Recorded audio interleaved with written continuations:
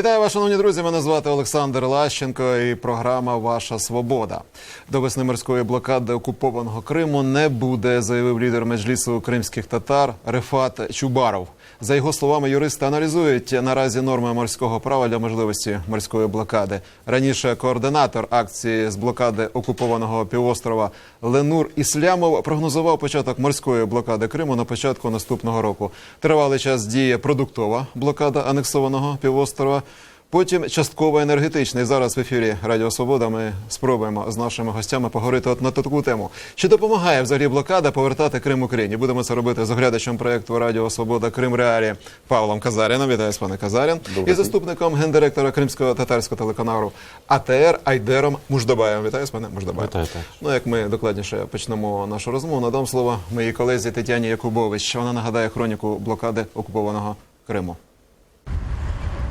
Крок перший – товари. 20 вересня кримсько-татарські активісти разом із правим сектором і Азовом перекривають адміністративний кордон з Кримом для ввезення товарів. Вимога номер 1, яка озвучується – звільнення кримських політв'язнів. Якщо у перший день блокади черга з фур, які ще сподівалися заїхати на окупований півострів, сягала кількох кілометрів, то через 2 дні вона повністю розсмокталась. Водії поїхали геть. Українські товари повністю припиняють ввозитися на півострів. Зрештою, аж через 3 місяці уряд запроваджує часткову товарну блокаду Криму на офіційному рівні. Щоправда, не з такими жорсткими обмеженнями на обсяги комерційного ввезення товарів, яких вимагали кримські татари. Крок другий – електроенергія. Тут, як і раніше, учасники громадянської блокади діяли за принципом «іду на ви». Про свої кроки попереджали заздалегідь. І хоча причиною відімкнення став підрив опор, в якому ніхто не зізнався, все ж про відключення говорили завчасно. І Мустафа Джемілєв, і Рефат Чубаров, і Ленур Іслямов, який заявив, що якщо влада не відімкне Крим від електрики, він не перешкоджатиме тим, хто захоче це зробити власноруч. Кілька спроб пошкодити опори ЛЕП сталися впродовж жовтня, але струм продовжував іти у Крим. І зрештою 22 листопада на кордоні підірвали уже раніше пошкоджені опори, і електропостачання Криму припинилось. Активісти блокади не підпускали ремонтні бригади до опору продовж наступного тижня. Потім забороняли підключати гілку, обіцяючи тримати цю ситуацію доти, доки Київ офіційно не ухвалить рішення про відімкнення Криму. Але 8 грудня до однієї гілки, Каховська Титан, був підключений струм. Активісти заявили, що припинили енергетичну блокаду частково на 2 тижні і чекають на офіційне рішення київської влади про припинення енергетичних відносин з окупованим півостровом. Офіційний Київ досі не пристав на заклики Меджлісу запровадити енергетичну блокаду на офіційному рівні. Крок третій і втаємничений. Активісти громадянської блокади заявили про намір влаштувати також і морську блокаду Криму, перекривши, зокрема, і Керченську переправу. Проте, посилаючись на участь у цьому військових, подробиць про свої плани лідери Меджлісу не розголошують. Моє запитання панові Айдеру Муждабаєву. Взагалі, на ваш погляд, тут вже понад місяць тривається енергетична блокада, хоч і частково, знову ж таки продуктова і так далі. Це наближає Крим до України чи навпаки віддаляє, на ваш погляд? Но давайте посмотрим на то, что произошло в Украине и что произошло в Крыму за это время. Просто объективно посмотрим. В Украине, несмотря на дикое сопротивление со стороны всех ветвей власти, на мой взгляд, в разной степени, все-таки крымский вопрос вернулся на первые строчки, и сейчас его игнорировать нельзя. И уже поднялся вопрос о том, как подписывали контракты с федеральным Крымским округом, и поднялся вопрос, сколько денег проходило в качестве контрабанды через Крым, поскольку Крым столько не потреблял, сколько через него черным образом входило и дальше в Россию ехало товаров и так далее. То есть это уже невозможно, и неприлично лоббировать эту тему коммерческую. Да, это уже вот то, что произошло в Украине. Что происходит сейчас в Крыму, можно наблюдать в режиме онлайн. По 5 сообщений в день от Аксенова, который то нападает на Кремль, то на него из правительства, то еще чего-то. Власть явно то есть власть там, оказавшись такой в более или менее сложной, не в критической, но в более или менее сложной ситуации, показала жителям Крыма свою недееспособность абсолютную. И это выражается вот в этих судорогах, когда вдруг, с чего бы вдруг, начали ссориться между собой люди, которые поставили туда Аксенова, и сам Аксенов. Ну, там, конечно, есть разные башни. Там поговорим трошки далі. Да, но это же, вот вам 2 примера здесь и там о том, что блокада, которую Меджлис начал 20 сентября, изменила ситуацию и там, и по ту сторону адмінграниці поэтому. Але зафіксуємо цей момент. Ви маєте дані з окупованого півострова? Зараз зі світлом там немає проблем, чи все-таки є певні відімкнення? Ну, наверное, есть проблемы. Ну, есть, конечно, там же до конца-то не восстановлен. Несмотря на то, что Украина, в общем, со всей душой относится к администрации Аксенова. Сначала товарами обеспечили, всю легкую жизнь делали, что только можно. Сейчас попросили подключить часть электроэнергии, чтобы Аксенов там продержался, чтобы не в темноте руководить, пока не подтянут энергомост, не построят еще одну ТЭЦ. Вот, то все делается для того, чтобы помочь, но несмотря на это, там есть перебой, конечно, там просто отключение раньше было как? Когда был полный блэкаут, там эта энергосистема распалась на 5 частей, и отключения были неверными, а хаотическими. А сейчас, когда вот эта гуманитарная ветка запущена из Крыма, и когда вроде как, значит, этот энергомост, который, правда, никто не видел, ну откуда-то идет энергия. Из Кубани, да, ну говорят, что из Кубани, да.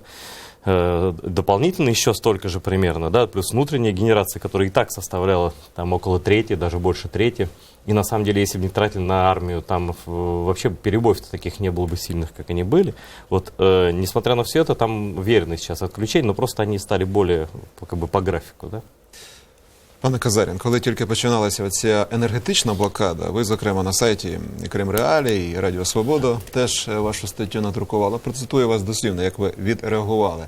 Часом здається, що багато прихильників енергоблокади підтримують її через емоційні причини, а не раціональні. Просто тому, що електрика остання, що продовжує Київ поставляти до Криму. Енергоблокаду вибрали не тому, що це найбільш ефективний інструмент із великого набору наявних важелів тиску, кінець ваше читати. А що ж може бути найбільш ефективним? На самом-то деле, мы тогда исходили из того, что действительно электроэнергия остается последним, по большому счету, на тот момент товаром, который Украина поставляла на территорию полуострова, потому что товары уже обычные не шли с 20 сентября. И основной дилемма, которая была на тот момент, это заключалась в дискуссии о стратегии возвращения Крыма. То есть, по одну сторону баррикад были сторонники такого подхода, что Крым может вернуться вопрос о Крыме вообще может быть поставлен, о его статусе, о возврате, о смене флагов, о возврате в Украину, только в том случае, когда нынешняя администрация Российской Федерации, она покинет свои посты. Что, опять же, они исходили из того, что это может произойти только в результате масштабного экономического кризиса. И поэтому исходили из того, что стратегия Украины должна быть в исчерпании тех резервов, которые есть у Российской Федерации. Відчула ціну оккупации Крыма. Да, чтобы, условно говоря, в золотовалютных резервах России было пробито еще одно отверстие, и как раз-таки вот денежный поток начал утекать еще по направлению вот как бы купирования последствий энергоблокады. По другую сторону баррикад, тогда, я помню, это был ноябрь, кажется, месяц, когда, собственно, она осуществилась, оказались те люди, которые говорили о том, что нельзя пренебрегать настроениями на полуострове, потому что они могут тоже быть фактором деоккупации. За цей місяць, як ви вважаєте, настрій на окупованому півострові на користь більше Москви посилилися чи Києва? Мне сложно Чи сказать. У нас, понимаете, в чем проблема? У нас же в отношении Крыма нет ни одного социологического инструмента внятного. Более того, мои друзья из Левада-центра, они рассказывают, что им, например, не поступают заказы ни на одну социологию по Крыму. Всю социологию по Крыму проводят только государственные российские социологические конторы, такие как ФОМ, ВЦИОМ, а Левада-центр, который пытается не соприкасаться, не сливаться с государственной российской вертикалью в тесных объятиях, им как раз-таки заказов на социологию не поступает. Поэтому мы всякий раз, когда говорим о настроениях в Крыму, мы опираемся либо на мнение наших знакомых, которые живут там, либо на мнение социальных сетей. Ну, от оця думка не репрезентативна ваших знайомих. Про що свідчить? Есть разные. Вот я разговаривал с людьми, которые живут на полуострове. Они говорят, что, например, есть разные настроения, в том числе в среде крымских татар. Есть, условно говоря, позиция, и она довольно активная, из серии «Вызываем огонь на себя», что ребятам 2 года промедления по крымскому вопросу — это уже непростительная пауза, и если нужно отрубать электроэнергию как инструментальный метод для удорожания содержания полуострова для Кремля, то мы для этого готовы. Есть те люди, которые говорят, задавались вопросом, а что будет дальше? То есть, условно говоря, после энергоблокады блокады, условно говоря, является ли она, вписана ли она в какую-то долгосрочную стратегию, или она является большей частью эмоциональным таким методом. Я просто почему упоминал об эмоциях, когда я смотрел за тем, как реагировали очень многие пользователи украинского сегмента Фейсбука на историю про энергоблокаду, они ее воспринимали не как метод, например, возвращения Крыма, а как, условно говоря, историю про эдакий эмоциональный реванш за унижение времен Крымской весны. Они воспринимали ее не инструментально, как один из этапов для возвращения Украины и украинского флага над крымскими адміністративними зданиями, а от із категорії місті. Що ж може бути інструментом, от на ваш погляд, повернення Криму Україні Нет, я как раз таки принадлежу к тем людям, которые считают, что никакой возврат к теме обсуждения статуса Крыма в России невозможен, пока Владимир Путин находится в президентском кресле. Потому что он слишком, для него это, знаете, я многократно приводил этот пример, приведу еще раз, Крым для него это Толкиновское кольцо, то есть добровольно отказаться невозможно, но чем дольше носишь, тем больше оно тебя в горлума превращает. И поэтому я как раз считаю, что при нынешней администрации Российской Федерации этой дискуссии не будет, она, возможно, при следующей. Вопрос просто в том, при каких условиях будет осуществляться передача власти от Владимира Путина к его, вполне может быть, нежданному преемнику. Можуть бути причини да, такої и третья передачі? категория населения в Крыму, я вот о ней не успел упомянуть, мы же понимаем, что вот любая оккупация, история любой оккупации, она показывает, что всегда есть сегмент населения, когда какие бы танки ни ездили по улице, которые сосредоточены на бытовом выживании. Условно говоря, у кого-то, не знаю, старенькие родители в деревне живут, у кого-то там, я не знаю, маленькие дети растут, и люди в первую очередь думают о них. Поэтому как раз-таки настроения по поводу энергоблокады, они, как бы, на мой взгляд, состоят из вот этих трех. И это мы сейчас не берем ядерное пророссийское, как бы, население в Крыму, которое понятно, что и до этого... Основні ці три чинники, які ви назвали. Да. Нагадаю, що гостями студії Радіо Свобода я Ейдар Муждабаєв і Павло Казарин. Ми також звернулися за коментарем щодо перших, можна сказати, підсумків блокади Криму до українського політичного експерта Костя Бондаренка. Навіть ті громадяни, які залишилися в Криму на сьогоднішній день, які мали симпатії до України, посидівши деякий час без світла і без тепла, я думаю, що вони навряд чи прониклися більшою любов'ю до своєї колишньої батьківщини.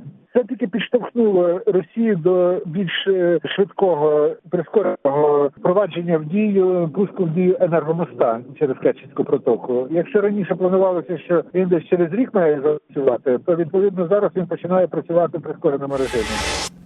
Пане Муждабаєв, справді, можливо, навпаки, вийшла консолідація більшості окупованого півострова, і вони тепер ще більше налаштовані залишатися в Росії. Я не маю на увазі, зокрема, кримських татар, а більшість населення. У меня нет такой информации. Я не знаю, откуда она у вас, но у меня нет такой информации. У меня есть информация другая, что население Крыма увидело беспомощность властей, увидело бессилие, увидело воровство почти двухгодовое, увидела, что вместо тех розовых мечт, которые показывало телевидение во время аннексии перед так называемым референдумом, вот такая жизнь в реальности. Да? А реальность состоит в том, что Крым закрывается, что он становится военной базой, что о людях там думают все меньше, об инфраструктуре думают все меньше, не делали вообще ничего по энергетике, по другим вещам, не развивается ни сельское хозяйство, ни туризм, все заглохло и так далее. Если исходить из логики практического видения, мы не будем, я не хочу брать там крики, лозунги какие-то там, я хочу умереть в России или там наоборот. Вот просто спокойно по фактам. Факт состоит в том, что если исходить из логики, которую Павел изложил, что Крым может вернуться в Украину только при условии смены режима в России, то, исходя из этой логики и последствий, которые наступили в процессе блокады, Меджлис осложняет жизнь, безусловно, режиму в Москве, осложняет жизнь непосредственно тем наместникам, которых Москва поставила в Кремль. Стало быть, в такой логике нанесения ущерба материального там, и политического и репутационного российской власти, в таком случае Меджлис действовал правильно. До речі, щодо цих намісників, про яких ви говорите, так званого прем'єра Сергія Аксьонова, і на початку нашої програми ви згадали про цей конфлікт, так, між так званим урядом Криму і урядом, власне, федеральним російським. Цей конфлікт ще не вщухнув. Нагадаю, що пан Аксьонов, перебуваючи в Москві, сказав, що, мовляв, ці кошти федеральні, вони невідомо де діваються, так? Навпаки, пан Козак, віце-прем'єр російського уряду, сказав, що є дуже великі сумніви в професіоналізмі так званого уряду Криму і так далі, і так далі. До речі, дуже цікавий коментар був на, до речі, Крим Реалії. відомий всім Леонід Грач, лідер комуністів кримських досі, він сказав от дослівно, якщо кримському керівництву все зійде з рук, то антиаксьоновські настрої можуть перерости в Криму на антипутінські. Верхівка адміністрації, тобто в Москві, на думку товариша Грача, має відіслати Аксьонова куди хоче. У Магадан, наприклад, нехай там посидить, зрозуміє, скільки коштує 100 грамів хорошого кримського вина. Пане Казарін, так, я вам надам, пане Айдар. Дійсно, цей конфлікт серйозний? Ну, во-первых, я бы в этом смысле не преувеличивал бы значение слов Леонида Грача. У него очень большие фантомные боли, потому что он был одним из кандидатур возможных на премьера. Просто такие апокрифическая есть история, что когда его кандидатура прозвучала в узком кругу в обсуждении с тем же Владимиром Константиновым, то сказал, что кто угодно, только не Грач. И после этого от кандидатуры Грача отказались, и, наверное, он всегда ощущает, что Сергей Аксенов сидит на его месте, на том месте, которое должно принадлежать самому Грачу. По поводу того, что в Крыму недовольны Сергеем Аксеновым, это правда, и во всяком случае это можно судить по самым разным. Но опять же, я буду опираться на мнение социальных сетей, при том, что я специально подписан на ярых пророссийских ребят в Крыму. Но, вы понимаете, недовольство Аксеновым, оно капитализируется по линии «царь хороший, бояре плохие». И поэтому недовольство Аксеновым и крымскими властями, оно совершенно не обязательно проецируется непосредственно на Москву и на Кремль. Это один момент. Аксьонов боярин, а царь Путин все одно. Да, что царь хороший, просто он не знает, что тут Аксенов неплохое у нас творит, и хорошо бы нам варяга из Москвы прислали. Вот нередко вот звучит такое вот себе мнение на полуострове. Что касается качества управления, ну, на самом-то деле это вообще никакой, не знаю, даже не предмет для обсуждения. И по большому счету все как бы гадают, в какой момент произойдет кадровая ротация. Просто проблема в том, что кадровая политика Кремля, она нерациональна. Нередко, знаете, это старая история, когда какой-нибудь российский губернатор считает, что под ним качается кресло, что его могут снять, он сам как бы слухи засылает в средства массовой информации о том, что его готовятся снять. И Кремль тогда натыкаясь на эти Турчак, звинувачення у підготовці вбивства журналіста Кашина. Кашина. Условно говоря, Кремль, натыкаясь на эти слухи... Навпаки, своих не сдаем. Да, и откладывает на какое-то количество месяцев планировавшуюся доселе отставку. Пане Айдере, я вам зараз дам завершити нашу програму, але перед цим наведу думку, власне, мешканців окупованого Криму, зокрема столиці Сімферополя, Кримреалії. Зробили це опитування. І от подивимося, як люди оцінюють своє нинішнє становище, як в Сімферополі, зокрема, так і в Криму взагалі. Столько денег получено, ничего не сделано. В общем, город, столица без дорог, алкаши, собаки и кошки. Это же страшная вещь, ребята. Когда это будет порядок? Народ надо воспитывать, культуры никакой. Берешь газету, читай, все у нас хорошо, сюда идешь, там хорошо. Я бы не сказала, что плохо. Ну, есть недостатки, это естественно, а так мы довольны. Ой, мне кажется, у них столько сейчас работы много, что они все делают, понимаете, что нам надо людям. И федеральные власти для нас очень много сделали, и крымское правительство очень много делает. Конечно, полная же разруха была. Мне жалко, что мы ушли с Украины. Какие-то, наверное, патриотические чувства. Пане Айдере, от я вам надаю останнє слово в нашій програмі. Щоб більше таких кримчан було, що вони шкодують, що не в Україні. Що для цього треба зробити? Ну, это, при всем моем уважении к коллегам из Крымреали, это не репрезентативный опрос, ни по возрасту, ни по чему вообще. Вот. Поэтому я его комментировать не буду. Я хочу сказать, что то, что сейчас происходит в Крыму, вот все, что вот вся эта возня, все эти перекрикивания, перекладывание вины друг на друга, как сказал Павел, там желание многих варяга из Москвы, но есть и риск. Ты уберешь сейчас Аксенова, такого лидера харизматического вот этой русской весны, приедет варяг, и ничего не изменится. І що тоді? Второй, третій варіант. Так, маємо завершити. Да. Тож, який може взагалі бути на найближчі роки результат далі розвитку подій? Ну, результат такой, что вот беспомощность будет все более очевидной на фоне экономического кризиса. Вот, и в данном случае часть спасибо за это можно будет адресовать Мустафе Джемилеву, например, или Рифату Чубарову, или Ленуру Ислямову. Кому захотят. Да. Я вам дуже дякую, панове. Це весь час на нашу сьогоднішню програму з участю наших шановних гостей Павла Казаріна та Айдера Муждабаєва. Дякую вам за участь у дискусії. Провів ефір Олександр Лащенко. Дякую вам, друзі.